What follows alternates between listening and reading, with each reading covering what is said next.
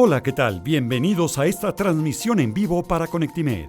Está con nosotros la doctora Paola Vidal Rojo, especialista en pediatría y cardióloga, quien nos hablará sobre cardiopatías congénitas en el recién nacido, y nuestra moderadora, la doctora Aymara García, médico general por la Universidad de Ciencias Médicas de Pinar del Río, Cuba. Buenas tardes, doctora Paola Vidal. Gracias por acompañarnos a nuestra sección de video en vivo de Conectimed. Hola, ¿qué tal? Buenas tardes. Muchas gracias a ustedes por la invitación. A usted. En el día de hoy estaremos abordando el tema de las cardiopatías congénitas, que en primer lugar son las cardiopatías más frecuentes en pediatría y que además causan el mayor número de muertes en el primer año de vida de los bebés. Entonces, para comenzar, quisiera preguntarle cuáles son las cardiopatías más frecuentes en su práctica médica. Pues mira, en términos generales, el libro que leamos o la información que encontremos, perdón, las cardiopatías congénitas más frecuentes son las acianógenas. Afortunadamente, las más frecuentes son las cardiopatías, entre comillas, simples, ¿no? Porque les llamamos sencillas. Estas son principalmente el defecto de la comunicación interauricular, la CIA, después el defecto de la comunicación interventricular, que es la CIB, en áreas en donde la altura, sobre todo del piso, o sea, la altura de las ciudades es muy alta, sobre todo arriba de 2.000 metros por el nivel del mar, podemos encontrar mucho conducto arterioso persistente y de ahí nos brincaríamos a la principal cianógena más frecuente, que es la tetralogía de Fallot.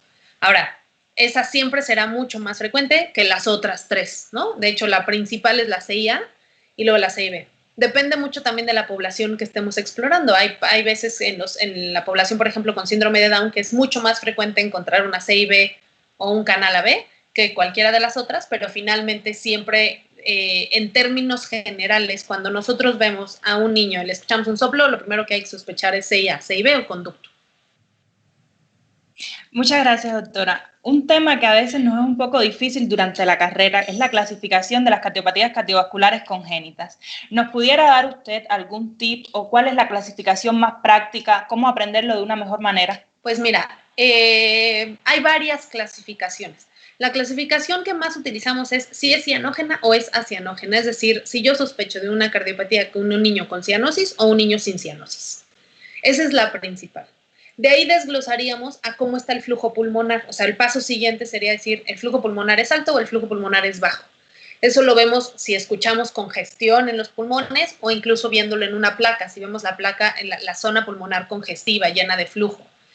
Y eso nos brincaríamos o sea, sería como el siguiente paso. La otra clasificación que usamos es si es simple o compleja. Es decir, si es simple hay un defecto, si es compleja hay más de un defecto, ¿no? Las complejas, por ejemplo, puede ser una conexión anómala que tiene asociada una CIA, porque obligadamente la necesita. Y entonces ya de entrada es una compleja. Una CIA simple, pues es una cardiopatía simple, ¿no? La tetralogía de Fallot es compleja, porque la tetralogía de Fallot son 4 cosas al mismo tiempo. Entonces, este tipo de cosas también nos ayudan a entender un poco si es simple o compleja, y esa es una clasificación meramente anatómica. Y la otra es una clasificación funcional, es decir, si depende o no depende de un conducto, si depende o no depende de una comunicación interventricular, si depende o no depende de una CIA, es decir, cómo es que funciona mi corazón y de qué necesito para que el corazón funcione, ¿no? Y esto pues nos habla un poco también de entender un poco más la hemodinamia. Ahora, la manera, insisto, más simple de poderlas entender es, ¿tiene cianosis? ¿No tiene cianosis? ¿No? Y es un defecto o son varios defectos, es decir, es simple o compleja. Yo diría que sería la manera como más fácil de podernoslo aprender, sobre todo en las partes iniciales de mera aproximación. Ya entendiendo esas dos, de ahí nos vamos brincando a los detalles como el flujo pulmonar, la dependencia de conducto, este tipo de cosas. Pero creo que si le damos como algoritmo de entendimiento, puede que nos sea más fácil comprenderlas. Muchísimo más fácil, doctora. Ahora, de estas cardiopatías cardiovasculares congénitas, ¿cuáles son las de peor pronóstico? Las de peor pronóstico son normalmente las que dependen de un conducto arterioso, ¿no? Porque el conducto arterioso sabemos que funcionalmente, como depende de que pase sangre por ese conducto arterioso para que llegue el flujo ya sea al cuerpo o a los pulmones, si ese de forma fisiológica en todo recién nacido se cierra, porque es lo que tiene que suceder en un periodo transicional de circulación fetal a circulación neonatal, si ese se cierra, pues ya no existe o sea, ya no está el elemento que me permite mantenerme con vida. Entonces esas pueden ser las de peor pronóstico y son las más importantes de detectar. Ahora, no quiere decir que las otras no sean de mejor o peor pronóstico, ¿no? Nada más que en este tipo de cardiopatías, pues estamos en contrarreloj. Pero sigue siendo una cardiopatía compleja, también es de alto riesgo, y puede tener mal pronóstico, ¿no? Cuando tenemos estas anomalías de corazón hipoplásico, ya sea izquierdo o derecho, son dependientes de conducto, pero además, aunque yo mantenga el conducto abierto, pues la fisiología es de un solo ventrículo, es decir, solamente me funciona la mitad del corazón. Eso quiere decir que también van a ser de mal pronóstico en términos generales, aunque podemos hacer cirugías paliativas que nos permitan tener una mejor función y tener una vida más o menos decente, pues de todas maneras siempre serán de alto riesgo. La anomalía de Epstein del recién nacido es muy grave, por ejemplo, ¿no? Hay muchas otras anomalías que tenemos que cuidar, sobre todo, como lo mencionabas tú al principio, las cardiopatías congénitas son la segunda causa de muerte en el recién nacido. Bueno, están englobadas dentro de las malformaciones congénitas, ¿no? La primera causa de muerte del recién nacido son problemas perinatales o de prematurez principalmente. La segunda son anomalías congénitas, de las cuales la mayoría son cardiopatías. Y entonces, pues, toda anomalía que tenga una presentación clínica en el recién nacido es de alto riesgo y es de mal pronóstico. No quiere decir que, insisto, no quiere decir que ya con esto se nos está mal, pero sí estamos contrarreloj, ¿no? Claro, claro. Doctora, ¿y cuáles son los factores de riesgo que con más frecuencia se asocian al desarrollo de estas cardiopatías? Mira, ¿verdad? Mira, el 90% de los niños con cardiopatía no tenían factor de riesgo prenatal. Es decir, tenemos como esta idea semi-errónea, entre comillas, de que por tener un factor de riesgo ya seguramente van a estar, ¿no? La verdad es que el 90% son de novo, el 90% son por defectos de formación embriológica sin un factor de riesgo. Ahora, sí hay cosas que incrementan la posibilidad, ¿no? Por ejemplo, los podemos englobar en 4 sectores: anomalías de la mamá, anomalías fetales, anomalías de la placenta y antecedentes familiares. Entonces, los antecedentes familiares, por ejemplo, con una persona, en mi familia, con una cardiopatía congénita severa, incrementa el riesgo 4 veces al siguiente embarazo, ¿no? Entonces, eso puede ser algo que nos llame la atención, decir, todo va bien, pero pues tiene un hermanito que tuvo falot, pues más bien vamos a animar a ver qué está pasando, ¿no? Las anomalías de la placenta, sobre todo cuando hay anomalías de preeclampsia, eclampsia, o cuando hay anomalías del cordón, ¿no? Que hay una sola arteria en vez de 2, por ejemplo. Las anomalías de la mamá normalmente tienen que ver cuando hay diabetes gestacional, hipotiroidismo, lupus eritematoso o algunas otras enfermedades autoinmunes, pero cualquier otra enfermedad, la que tenga, hay que revisar qué está pasando, ¿no? Y de las anomalías fetales normalmente, y esa es la gran mayoría de los casos que tenemos, es que cuando están haciendo los obstetras un ultrasonido estructural, ya sea de primero o segundo trimestre, y detectan alguna anomalía de lo que sea, cardíaca, la transluminiscencia fetal, cuando hay un problema pulmonar, cuando hay un problema intestinal, etcétera, obliga a tener que revisar corazón, porque puede haber anomalías asociadas. El 15 al 20% de las anomalías de algún otro órgano se asocian a cardiopatías congénitas, entonces hay que estarlos analizando. Y esa es la gran parte de los diagnósticos prenatales que nosotros logramos, cuando vemos una anomalía directamente en el recién nacido. Pero pues no es, como ya te comenté, ¿no? O sea, no necesariamente tenemos que verla ahí para saber que hay un factor de riesgo. O sea, el 90% no tiene factor de riesgo. Entonces, pero sí hay que estudiarlas muy bien. Claro, doctora, quisiera hacer un paréntesis sobre algo que, como usted bien dice, tal vez no es lo más frecuente, pero sí quizás es algo sobre todo que los médicos generales tienen control, que son los medicamentos teratogénicos. ¿Cuáles son los más frecuentes, los que más debemos evitar en pacientes embarazadas? Pues mira, esa yo creo que tiene que ver con la lista general de los medicamentos teratogénicos. O sea, no hay algo específicamente que hayamos visto que se asocia a anomalías cardiovasculares. Si hay un problema, por ejemplo, en el tercer trimestre, o sea, después de la semana 25 a 30, cuando empezamos a utilizar antiinflamatorios no esteroideos. O sea, los AINES, que al bloquear las prostaglandinas, lo que hacen es que la prostaglandina va a buscar cerrar el conducto. Entonces, en una etapa prenatal, en donde pues la circulación fetal depende de un conducto y yo le doy, no sé, ibuprofeno, le doy naproxeno, este tipo de antiinflamatorios no esteroideos, a dosis relativamente altas o a dosis terapéuticas, puedo generar algún problema con el cierre prematuro de conducto de forma inútera. Y eso es muy peligroso, ¿no? Cuando lo utilizamos a dosis bajas, se utiliza mucho, por ejemplo, la aspirina, sobre todo aspirina Protect o aspirina Junior, que es esta aspirina de 100 miligramos diarios, disminuye mi riesgo de agregación plaquetaria y tengo menos riesgos de preeclampsia. En esa podemos tener un poquito más de cautela porque la dosis es antiplaquetaria, no es una dosis antiinflamatoria. Sin embargo, en todos los demás que tienen dosis antiinflamatoria con efecto en bloqueo de las prostaglandinas, puedo cerrar prematuramente el conducto y ahí hay que tener mucho cuidado, ¿no? O sea, tratar de no utilizar AINES en el tercer trimestre, como específicamente para cardiología. Todo lo demás tiene que ver con las guías generales de obstetricia, es decir, no utilizar antidepresivos tricíclicos, por ejemplo, no utilizar algunos otros medicamentos que ya sabemos que son clasificación D o clasificación C y que no están estudiados ni sabemos qué efectos tienen durante el embarazo. Entonces ahí sí, más bien esa es una pregunta para un obstetra, ¿no?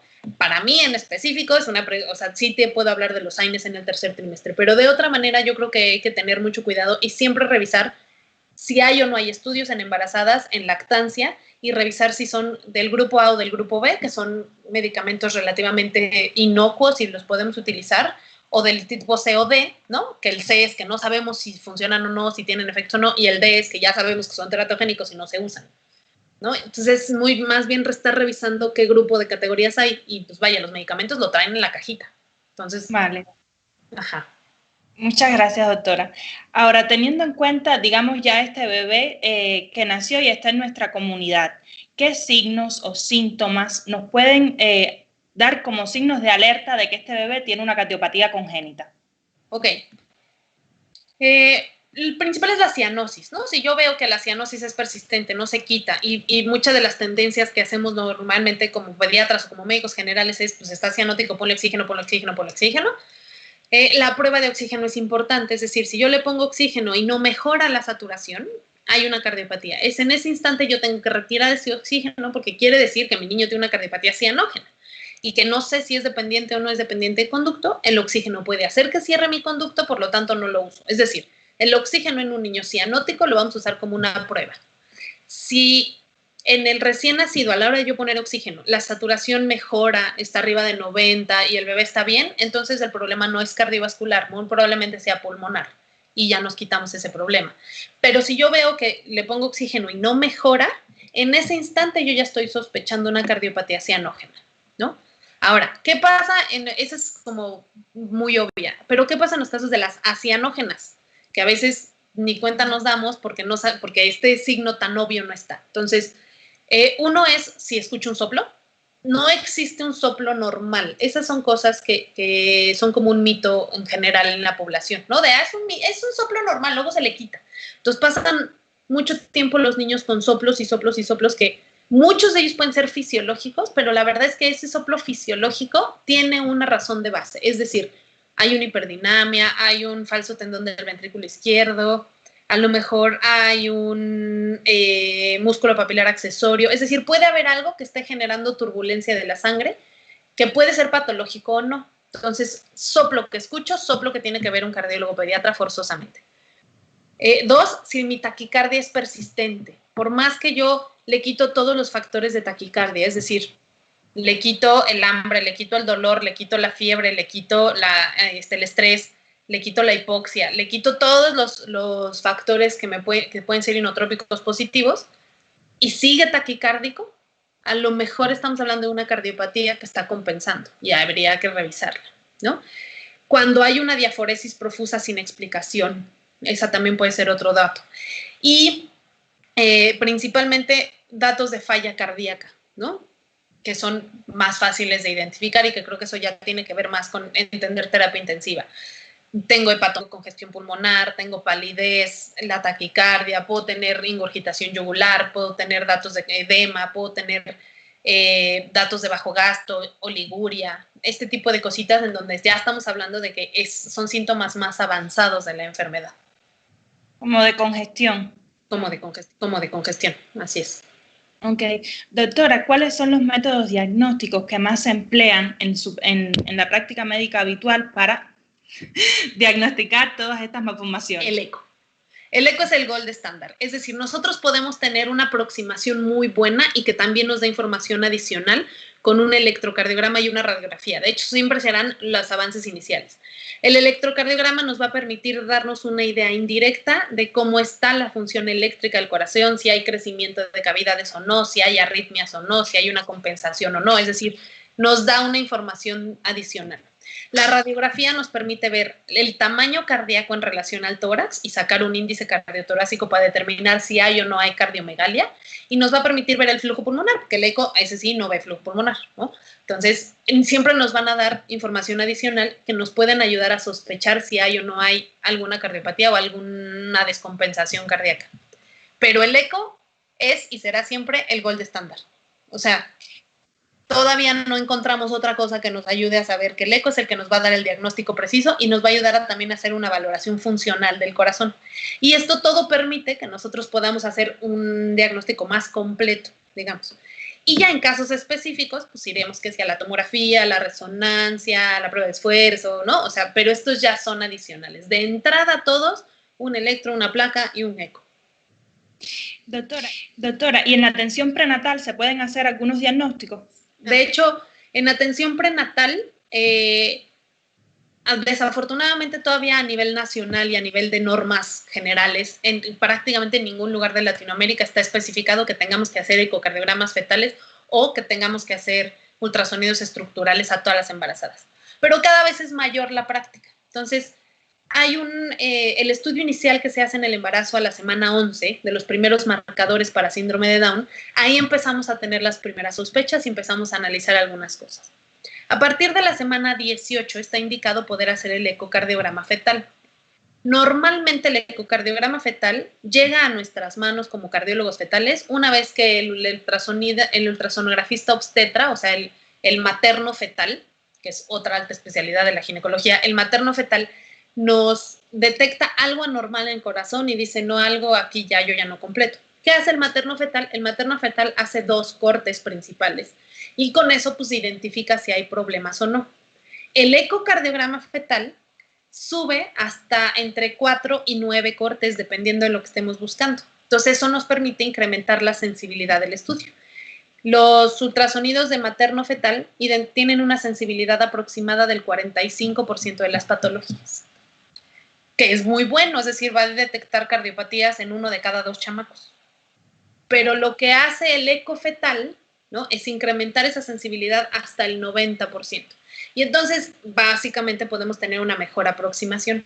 ¿Qué pasa además en el eco fetal? Pues el eco fetal, como lo puede realizar un obstetra y lo puede realizar un cardiólogo, que estén bien capacitados, la ventaja de que lo realice el cardiólogo es que además me puedo sentar y decirles, a ver, vamos a ver, esto no necesita que le hagamos nada ahorita, o sí, a lo mejor necesitamos que hagamos una intervención fetal, o a lo mejor necesita que lo refiramos a un tercer nivel, necesita nacer en una terapia intensiva, ¿no?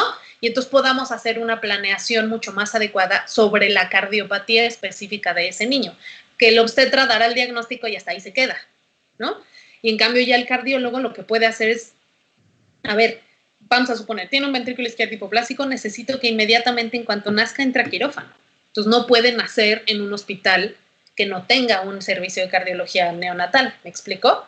¿Por qué? Porque de aquí a que lo traslado ya perdí mucho tiempo. Yo necesito un espacio donde el bebé, yo desde antes transfiero y refiero a la mamá, nace en el hospital que tiene que nacer y en ese instante pasa a quirófano. Y yo puedo hablar desde el prenatal con los papás y decirles si va a necesitar no 1, sino 2 o 3 cirugías, por ejemplo. O puedes decirles, no pasa nada, que nazca donde ustedes quieran, nos vemos en 2 meses para cuando crezca un poquito, no le va a pasar nada. Aunque tenga un soplo, ya sabemos que no va a pasar a mayores. O nos vemos cuando nazca para ver cómo está, pero pues, sin prisa, pero no. Entonces vamos a poder dar también esta cuestión del pronóstico y de una planeación más adelante, que esa es la ventaja que tiene que un niño con una cardiopatía sea visto por un cardiólogo fetal, ¿no? No nada más por un materno fetal, sino que al que nosotros podamos hacer este ultrasonido tan específico, podamos incrementar la sensibilidad de diagnóstico de entrada y podamos brindar también un plan de acción hacia los papás. Claro, doctora, claro, doctora. Cuando yo estaba revisando la bibliografía, incluso encontré algunas guías españolas donde decían que en ocasiones se recomendaba hasta la interrupción del embarazo. ¿Es cierto esto? ¿Se hace en México? Sí se hace. Nosotros tenemos la ley que permite eso en ciertos espacios, no en todos. Por ejemplo, la Ciudad de México sí, pero no todos los estados lo permiten. De hecho, hay estados que ni siquiera permiten el aborto del primer trimestre, ¿no? Entonces hay que ver un poco las leyes locales también. Pero sí hay una ley en la Ciudad de México que nos permite hacer una interrupción legal del embarazo hasta la semana 25 cuando hay una cardiopatía que sea incompatible o que vaya a ser de alto riesgo. Es decir, no cualquier cardiopatía. También ahí hay que valorar. Ahí eso es en donde también juega un papel importante el cardiólogo pediatra, ¿no? O el cardiólogo fetal. Es decir, yo detecto una CIB, a lo mejor una CIB que con un parche puede cerrarse o con un intervencionismo sencillo, es una cardiopatía sencilla, y el niño tiene una vida normal, no hay ningún problema. Entonces no habría por qué interrumpir un embarazo por eso. Sin embargo, si es un ventrículo izquierdo hipoplásico, en donde el porcentaje de mortalidad es del 80% en la primera cirugía, pues entonces a lo mejor sí valdría la pena considerar una interrupción legal del embarazo con un trabajo terapéutico bien importante y tanatológico bien importante. O sea, decidir terminar un embarazo es una cosa muy compleja. Entonces, sí necesita un trabajo multidisciplinario en donde tiene que entrar el psicólogo, el tanatólogo, el cardiólogo, el obstetra, el pediatra, ¿no? O sea, para poder brindar toda la información necesaria y en un acompañamiento como debe ser. Y saber identificar en cuáles valdría la pena y en cuáles no, porque no en todas hay. Ahora, sí se puede. En efecto, las guías españolas, en general las guías europeas, tienen muchísima más apertura a esta interrupción legal del embarazo, a diferencia de una cultura latinoamericana en donde todavía nos cuesta mucho más trabajo esta parte de saber que estamos terminando una vida, ¿no? Entonces, los europeos están un poquito en otro canal. No diría que más avanzados ni diferentes, simplemente están en otro canal culturalmente hablando y entonces por eso lo tienen ellos muchísimo más en las guías. Lo que sí también dicen las guías es que lo que necesitamos revisar es empezar a impulsar bajo esta lógica de que el 90%, ahorita nosotros hacemos eco fetal con estas 4 indicaciones generales que yo te había comentado, ¿no? Con un antecedente familiar, alteraciones de la placenta, alteraciones fetales o enfermedad materna. Y en específicas ciertas cosas, es decir, no todas, y hay una lista muy larga de indicaciones para eco fetal. Pero pues ya habíamos comentado un poco, el 90% de los niños con cardiopatía no tienen factor de riesgo. Entonces, la tendencia es tratar de impulsar que toda mujer embarazada necesite un ecofetal. O sea, incluso ya en Alemania, todas lo tienen de cajón. Como el sistema de salud alemán es social meramente, ellas ya tienen un ecofetal de cajón en todos lados. Y cosa que pues, no pasa en ningún otro lugar. Y es un ultrasonido adicional, que lo único que necesita es, en efecto, personas preparadas. En México somos muy pocos. Entonces, pues eso también limita un poco el acceso al servicio, pero es cuestión de irlo empujando. Ahora, si nosotros nos limitamos a solamente las que están indicadas, muy probablemente nos quedemos con un diagnóstico prenatal muy pequeño de una población en donde el que tiene que pagar el plato roto es el médico, ya sea general o el pediatra, que recibe al bebé y no sabe ni qué pasó, ¿no? Y entonces se genera mucho estrés y eso pues es un estrés para todos y que quien termina pagando las consecuencias es el bebé. En cambio, si nosotros impulsamos a que todas las mujeres tengan un diagnóstico prenatal, pues no importa quién lo reciba, yo ya lo recibo sabiendo qué voy a recibir, ¿no? Y entonces me preparo para ver qué voy a recibir. Si voy a recibir una CIB, pues lo puedo recibir sin problema, pero a lo mejor si me dicen, este niño tiene un ventrículo izquierdo hipoplásico, pues yo pediatra general o médico general no me la he hecho, me traigo a un cardiólogo que lo sepa hacer por el bien del niño, ¿no? Pero si yo te digo, pues es una PCA, es una CIA, es una CIB, tú o sea, cualquier médico preparado en recibir a un niño lo podría hacer. Entonces ahí ayudaríamos también a mejorar la atención de los niños recién nacidos, ¿no? Sí, muy importante eso que acaba de decir. Y bueno, un poco relacionado con esto, cuando un médico general detecta en su consulta a un niño con sospecha de una cardiopatía cardiovascular congénita, ¿qué usted les recomienda? ¿Remitirlo a un pediatra, a un cardiólogo pediatra? A un cardiólogo. ¿Cuál es el siguiente paso? Al cardiólogo pediatra directamente, brínquense el paso del pediatra. O sea, está bien, el pediatra también va a poder revisar otras cosas. Sin embargo, lo importante aquí es hacer un diagnóstico. Es un poco lo que yo te decía al principio y lo que nos vivimos peleando. No existe un soplo normal. Todos los soplos tienen una base, todos los soplos tienen... ¿Qué pasa? El soplo es la turbulencia de la sangre, el soplo no es una enfermedad, ¿no? Entonces, yo tengo que ver qué es lo que está generando esa turbulencia. Puede ser algo benigno, que es lo que clasificamos normalmente como soplos fisiológicos, que pueden vivir con ellos toda la vida o que con el tiempo se quitan y no pasa nada, pero yo lo tengo que identificar como un soplo benigno y cerciorarme de eso, como puede ser un soplo causado por una cardiopatía. El ejemplo más claro de estas cosas es que, claro, cuando hay soplos muy evidentes que sabemos que son soplos de intensidades altas o son soplos muy característicos, que ya sabemos que son cardiopatías y las mandamos directamente. La clínica nos ayuda mucho en ese sentido. Pero hay soplos dudosos, hay soplos que no son tan fáciles de identificar o hay cardiopatías que no soplan. Por ejemplo, una CIA. Una CIA es una cardiopatía que cuando tú revisas los libros de cardiología de adultos, te dice, es la cardiopatía congénita que más frecuentemente se diagnostica en el adulto. ¿Por qué? Porque pasa desapercibida durante toda la infancia. Muchas de ellas son soplos fisiológicos o los que el pediatra o el médico general dijeron que era un soplo que se le iba a quitar solito y que conforme pasó el tiempo no se le quitó solito. Y entonces llegan con un cardiólogo de adultos y, oh, sorpresa, tiene una cardiopatía congénita, ¿no? Entonces, y esos son muy frecuentes, ¿no? Son más frecuentes de lo que creemos. Por eso, en el momento que yo detecto algo, que veo algo sospechoso, algún ruido raro, un desdoblamiento fijo del segundo ruido, un soplo, lo que sea, instantáneamente lo tengo que mandar a valorar. Prefiero que me digan, no tiene nada, es un soplo fisiológico, entonces yo ya médico tratante, pediatra, médico general, quien sea, yo médico tratante, ya tengo una evidencia que dice que el corazón es sano, entonces le puedo decir con toda la certeza a la familia y al niño, no tienes nada, con eso vas a vivir toda la vida y no pasa nada, ¿no? Mejor eso a que pase toda la vida y llegue a la edad adulta en donde a lo mejor ya la evolución es tal que nuestras posibilidades terapéuticas se van reduciendo. Las cardiopatías, conforme avanzan y generan repercusión, pueden convertirse en cardiopatías que eventualmente no sean tratables, y de esas nos han llegado también muchas. CIAs que pudieron haberse tratado con un cateterismo en 24 horas, que cuando nos llegan a nosotros a los 16, 17 años, ya están fuera de tratamiento, porque la presión pulmonar ya evolucionó tanto que ya no nos permite hacer nada. Que hacerle algo sale peor, ¿no? Entonces, ¿qué es lo que hay que hacer?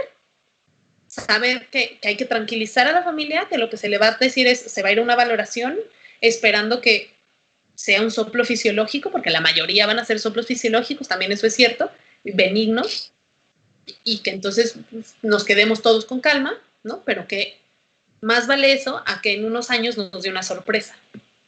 Y entonces que se vayan con calma y sin urgencia. Y por el otro, y si sale algo positivo, saber que estamos a tiempo de poder hacer algo sin que tenga mayores consecuencias.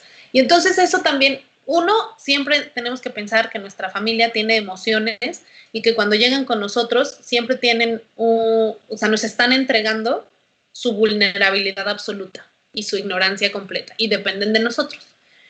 Y en ese caso, pues lo que nosotros tenemos que hacer es saber que nos están entregando un tesoro muy grande y que hay que saber cuidar.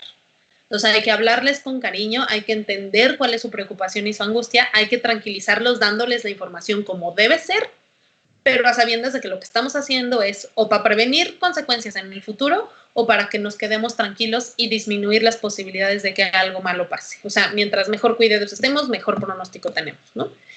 Yo creo que eso es lo principal que tenemos que hacer. No asumir que no se preocupe señora, el soplo se quita solo, porque en una de esas resulta que no se quita solo. Pero tampoco asustar a los papás, ¿no? Sobre todo en una consulta tradicional. En una consulta normal el niño llega caminando, corriendo y jugando. No nos vamos a asustar, el niño está estable. Pero sí vamos a tomar acción, ¿no? Exactamente. Doctora, y digamos que ya tenemos un niño con un diagnóstico de una cardiopatía cardiovascular congénita y está en espera de un tratamiento que pudiera demorar unos meses, quizás hasta el primer año de vida, o que incluso pueda ser compatible con la vida y operarse después de grande, o que no tenga implicaciones en su futuro. ¿Qué recomendaciones hay que darles a los papás? ¿Cuáles son los signos de alarma en estos casos? Mira, los signos de alarma son muy clásicos, son muy fáciles de identificar. Uno, los papás van a notar cuando sus hijos de repente se empiezan a cansar más de lo normal. Antes corría 4 cuadras y ahorita corre 3 y se me cansa. Ah, algo no está bien, ¿no? 2, tocan el tórax de su bebé y sienten las palpitaciones o sienten el acelerado sin causa aparente. Es decir, si estuvo corre y juegue y hacen eso, pues eso nos pasa a todos. Pero si está sentado, trabajando, haciendo la tarea y de repente siento que empieza a brincarle el pechito, puede ser un dato de alarma. 2, palidez, desmayos o presíncope, o sea, que llegue al síncope o al presíncope, que tenga estas como desvanecimientos o que sí se nos desmaye, que empiezo a ver que está más pálido, que empiezo a notar diaforesis que antes no tenía. Cuando yo noto alguno de estos cambios, en los niños con cianosis, por ejemplo, cuando de repente se encuclillan y entonces pues algo me está diciendo que está llegándole cada vez menos flujo pulmonar y el encuclillamiento hace que me retorne un poco la precarga y yo pueda tener un mejor flujo pulmonar. Entonces, eso es un mecanismo muy natural de defensa de los niños. Se cansan y se echan, se sientan, ¿no? Se hacen en cuclillas. Ese es un dato de alarma. Que la cianosis también vaya evolucionando. Entonces, todas estas cosas creo que son los datos que nosotros tenemos que avisar. Ya cuando llegamos a etapas de falla cardíaca, de repente empezamos a ver un niño cansado, echado en su cama, con diaforesis y con fiebre. Y asumimos que ya le dio gripa, que ya le dio una JEPI, que ya tiene otra cosa. Niño con cardiopatía, con fiebre, inmediatamente hay que descartar falla cardíaca. Esperemos que no la tenga y que sea una gripa. Pero también el mecanismo de una falla cardíaca puede ser, uno de los síntomas puede ser la fiebre. Entonces siempre habrá que tenerlo en cuenta, ¿no? Y tendremos que ir a revisión. Y ya todos sabremos que una fiebre solita, aislada, que no tiene diaforesis, que no tiene taquicardia, que no tiene hepatomegalia, que no hay palidez, que no hay cansancio, pues a lo mejor sí es una fiebre de una gripa. Pero es una valoración completa que ya requiere de un médico. Importantísimo esto, doctora. Ahora quisiera hacerle una última pregunta antes de finalizar, y es, de modo general, ¿con qué opciones de tratamiento contamos aquí en México? Todas. Absolutamente todas.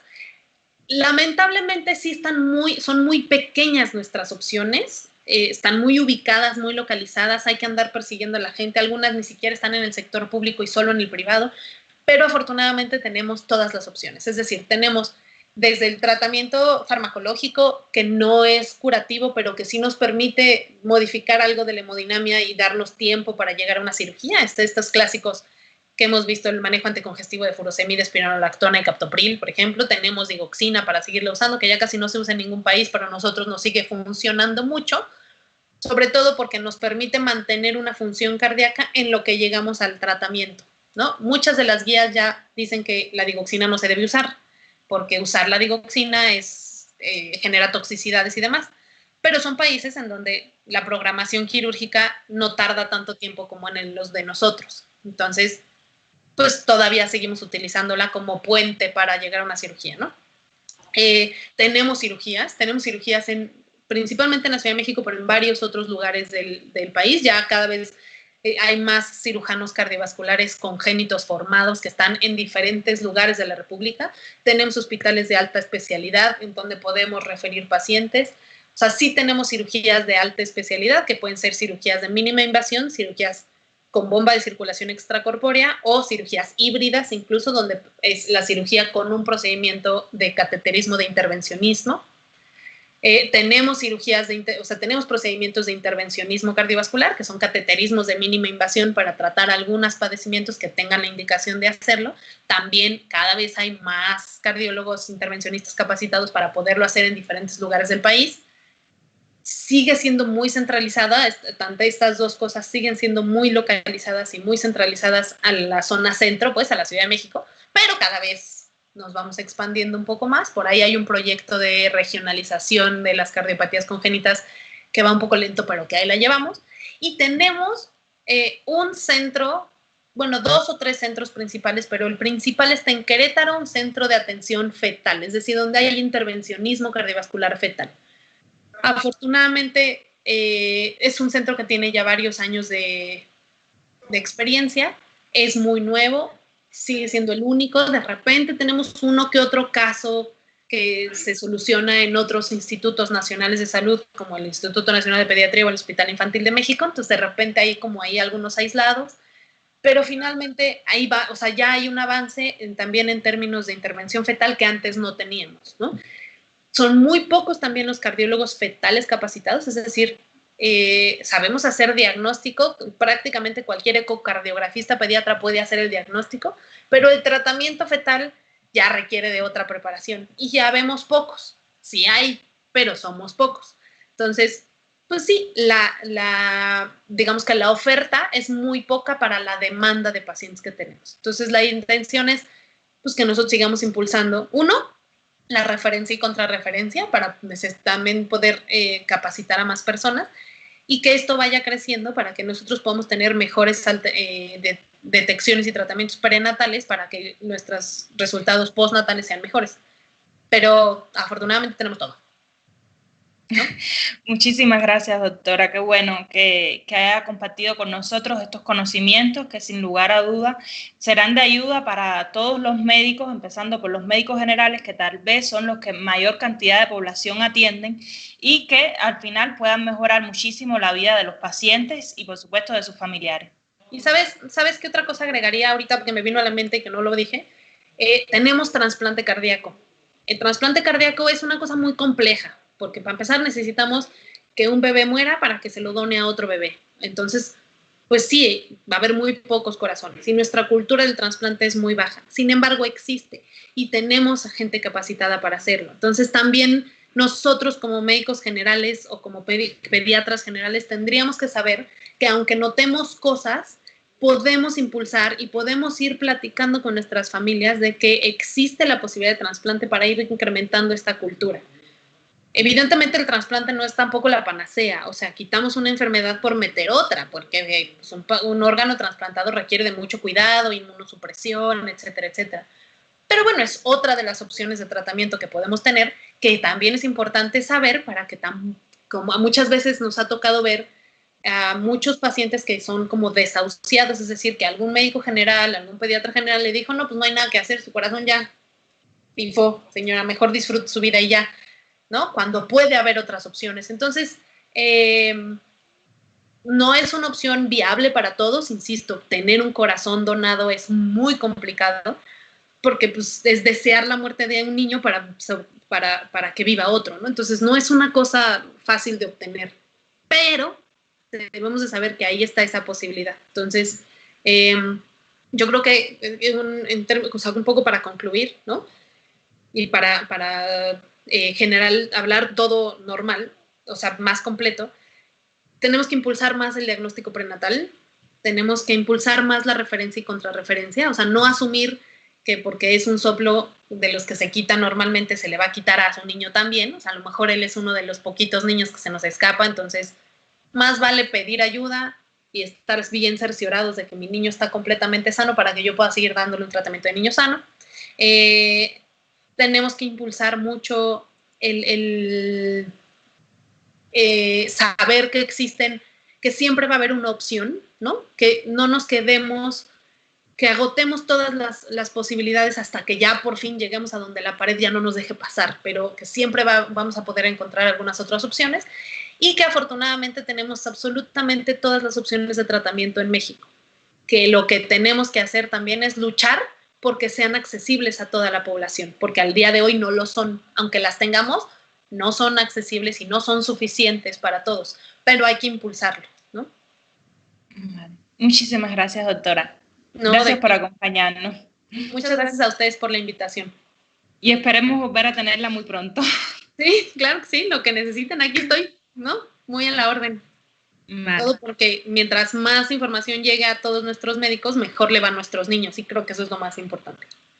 Agradecemos a la doctora Paola Vidal Rojo por su valiosa participación y por compartirnos sus conocimientos. Igualmente a la doctora Aymara García como moderadora en esta entrevista. También agradecemos a los profesionales de la salud por acompañarnos y los esperamos en la próxima transmisión de Conectimed en vivo.